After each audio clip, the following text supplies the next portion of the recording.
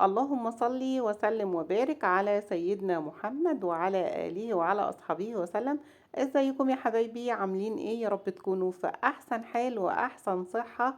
وجيت لكم بفيديو جديد. الفيديو بتاعنا النهاردة هيتكلم على اشهر الامراض عند السلاحف، ازاي اقدر اعرف ان سلحفتي مريضة، وازاي اقدر احدد المرض اللي عندها عشان اقدر اعالجه كويس، وازاي اقدر اعالجه. ده اللي هنتكلم فيه في الفيديو بتاعنا النهاردة.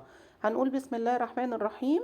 وزي ما قلت لحضراتكم قبل كده ان عين السلحفة عنوان لجسم السلحفة من جوه. يعني ايه يا طنط نانا؟ يعني بمعنى اصح لو لقيت عين السلحفة ملتهبة زي اللي في الصورة كده، يبقى اكيد السلحفة مرضانة. من جوه في عينين بتبقى ملتهبة زي ما حضراتكم شايفين كده في الصورة، وفي عينين بتبقى وارمة خالص ومقفولة والسلحفة مش عارفة تفتح عينيها من كتر ما عينيها وارمة. واحيانا السلاحف بتمشي وهي قافله عينيها كده من كتر الورم يعني. فده علاجه ايه؟ طبعا انا كنت شرحت علاجه قبل كده في فيديو خارجي وداخلي. يعني ايه خارجي وداخلي يا طنط نانا؟ يعني عشان العلاج يجيب معايا نتيجة كويسة، سواء بستخدم مرهم او قطرة، لازم اعالج خارجي وداخلي. يعني هعالج العين من بره وكمان هعالج الجسم من جوه. لما بلاقي عين السلحفة وارمة او ملتهبة، بتبقى عندها نقص في فيتامين ايه. ده لازم اديهولها في الاكل، يا اما انوع يا اما اديهولها كعلاج. يعني وانا كنت شرحته في الفيديو قبل كده ازاي بقدر اجيب الكبسولة بتاعة فيتامين ايه ووديه للسلحفة ازاي. هنيجي بقى طبعا على موضوع البرد، وهو برضو مهم جدا، وكتير بيشتكوا برضو من البرد بتاع السلحفة لانه بيطول جدا، ومهما ادوها علاج ما بيجيبش نتيجة. للأسف الشديد موضوع البرد مهم زي ما بقول لحضراتكم، ولو أهملنا فيه ممكن يتقلب لالتهاب رئوي ويعمل لها مشاكل كتيرة. فاحنا عشان ان العلاج يجيب نتيجة لازم يكون موجود شمس، ولازم نحافظ على السلحفة من اي تيار هواء، لازم نمنع حمام المية الدافي اللي بنعمله للسلحفة. لازم كمان نعرض السلحفة للشمس زي ما قلت لحضراتكم، وهقولها في كل فيديوهاتي وهقولها كل شوية، ان الشمس ليها عامل اساسي جدا في اي علاج للسلحفة. كمان عندنا ضيق التنفس او الالتهاب الرئوي. بنعرفه ازاي ان السلحفة عندها التهاب رئوي؟ بنلاقي السلحفة رافعة راسها لفوق وعمالة تفتح بقها ومش عارفة تتنفس خالص، ولا عارفة تاخد نفسها. ده برضو المرض ده للأسف الشديد ممكن يؤدي لحياة السلحفة للخطر لو مش قدرنا نعالجه وقدرنا نلحقه في أوله. ده طبعا زي ما قلت لحضراتكم كده ممكن يجي من بسبب برد شديد، بسبب تيار هواء. انتوا عارفين ان السلاحف من ذوات الدم البارد ما بتستحملش اي تغير في درجة الحرارة، سواء في البرودة او في الحرارة. تمام.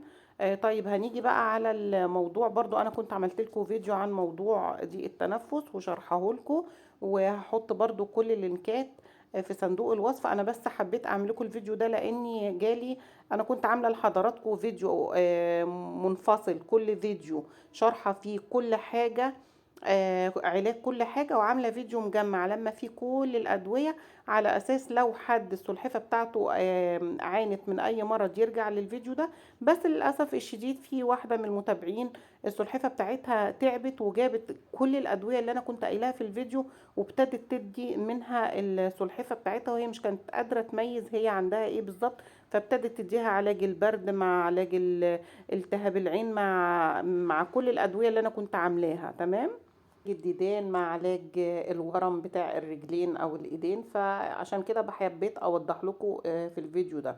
طبعا برضو عملت لكم فيديو عن التهاب الغدد الجنسية. في كتير ما عندهمش فكرة عن موضوع المرض ده بيجي للسلاحف في موسم التزاوج وخصوصا الذكور، وعملت لكم فيديو وشرحت لكم فيه كل حاجة بالتفصيل.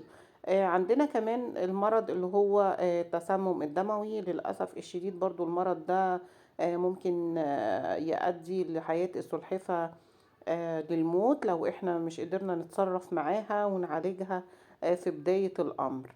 تمام. برضو أنا شرح لكم في الفيديو كل حاجة. عندنا برضو الفيديو بتاع الجفاف. ازاي اقدر اعرف ان السلحفة عندها جفاف ولا لا، وازاي اقدر اميز من لون البراز بتاع السلحفة هي مرضانة ولا لا. دلوقتي لما بيشوفوا ان السلحفة عملت حمام ابيض بالشكل اللي قدام حضراتكم ده بيتخضوا جدا. وانا سبق وقلت قبل كده لو عاملينه، لو السلحفة عاملة الحمام على شكل معجون اسنان بيبقى طبيعي جدا، اما لو عاملاه على شكل بودر بتبقى عندها جفاف وبتبقى محتاجة تشرب مية ضروري. وعندنا كمان موضوع علاج الإمساك سبق وشرحته لحضراتكم قبل كده في الفيديو. وأهم حاجة إن احنا بنلاحظ إن السلحفة ما عملتش حمام بقالها فترة، فأول حاجة المفروض نعملها نحطها في حمام مية دافي. لو عملت يبقى أوكي. وزي ما قلت لحضراتكم احنا بنعالج خارجي وداخلي، يعني بنحطها في حمام مية دافي وفي نفس الوقت بنقدم لها خضروات تكون فيها نسبة المية عالية بحيث تساعدها ان هي تعمل اخراج بمنتهى السهولة. تمام، برضو انا كنت شرحت لكم الموضوع ده في اكتر من فيديو. تاني حاجة بقى عندنا علاج الديدان. كتير طبعا بيتخضوا لما بيشوفوا المنظر ده، بس بحب اطمنكم واقول لكم ان الموضوع يعني السلحفة بتخف مع العلاج. هي طبعا الديدان معدية ولازم ناخد بالنا كويس وما نخليش الاطفال يتعاملوا مع اي سلحفة عندها ديدان واحنا اللي نتعامل معاها. ونغسل ايدينا بالمية والصابون كويس جدا، وباذن الله مع العلاج السلحفة بتخف وترجع احسن من الاول. وانا برضو شرحت لكم في اكتر من فيديو الموضوع ده وهسيب لكم اللينك في صندوق الوصف. نيجي بقى الموضوع نقص الكالسيوم. زي ما حضراتكم شايفين كده بنشوف ان صدفة السلحفة فيها بقع بيضة كتير، دي بتبقى نقص كالسيوم. وكمان ما بنعرضش السلحفة للشمس فالصدفة بتاعتها بتبتدي تحصل فيها كده. وللأسف الشديد اي اهمال فيها ممكن الحاجات البيضة دي بيحصل لها احيانا عفن وبيتكون فيها بكتيريا وبتأذي السلحفة من جوه. ونيجي بقى للالتهاب لا سوري الفشل الكلوي. بنلاقي السلحفة ورمت كده زي ما حضراتكم شايفين، وبرضو انا شرحت لكم الموضوع ده في فيديو قبل كده. فانا عايزه كل اللي عايزاه من حضراتكم ان انتوا بس تاخدوا بالكم وتفرقوا بين الامراض. ده اللي خلاني اعمل لكم الفيديو النهارده، ان احنا نفرق بين المرض ده والمرض ده والمرض ده. طبعا برضو عملت لكم فيديو عن علاج خراج الاذن. لما بنلاقي فيه ورم كده برضو بنستغرب وبنقول ايه سببه وجاي من ايه وكده، هو ده بيبقى اسمه خراج الاذن. وانا برضو كنت عملت لكم فيديو عليه وشرحت كل حاجة. المهم الخلاصة في الفيديو بتاعي، لو عايزين نربي تربية سليمة وما نتعبش في تربية السلاحف وما نشتكيش من اي مرض، الموضوع سهل خالص وبسيط. اول حاجة ان احنا نختار سلحفة سليمة ما فيهاش اي مرض، وده بنعرفه من عين السلحفة. لو لقينا عينيها كويسة والسواد بتاعها بيلمع وعينيها ناشفة ما فيهاش اي افرازات، او مناخيرها او بقها او كمان الديل بتاعها الصدفة بتاعتها سليمة، شهيتها مفتوحة، وكمان نوفر لها بيئة مناسبة. الموضوع سهل، جزء في البلكونة مش مكلف خالص. بنجيب تربة زراعية على رمل مش مكلفة خالص. مخبأ سواء كرتونة او صندوق زي اللي انا عاملاه مش مكلف خالص. تربية السلاحف سهلة مش مكلفة مش متعبة. لو عملنا الأساسيات صح هنربي تربية كويسة مش هنعاني من أي مرض. أهم حاجة الشمس في تربية السلاحف. اللي ما عندوش شمس ما انصحوش انه يجيب سلحفة، لان السلحفة الشمس اكن بيطري بيزور السلحفة كل يوم، يعني مش هتمرض، مش هتحتاج علاج، مش هتعاني من اي مرض ولا كمان من فقدان شهية. بالعكس الشمس بتفتح الشهية، بتقتل اي بكتيريا، بتساعد في شفاء اي مرض. فالشمس مهمة، التربة مهمة، المخبأ مهم، التنويع في الاكل مهم، الكالسيوم مرتين في الاسبوع مهمين. لو مشينا على الخطوات دي صدقوني مش هتعانوا خالص من تربية السلاحف، هتلاقوها من اسهل واحسن تربية الحيوانات.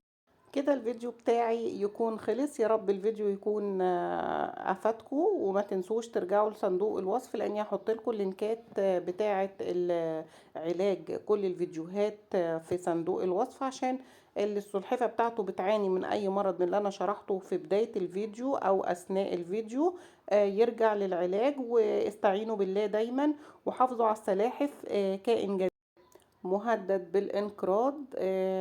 فرجاء اللي قد تربية السلاحف يربي، واللي مش قد التربية يا ريت ما يربيش، عشان دي روح وهنتحاسب عليها. بحبكم في الله، إذا عشت وكان لي عمر انتظروني في فيديو جديد. باي باي.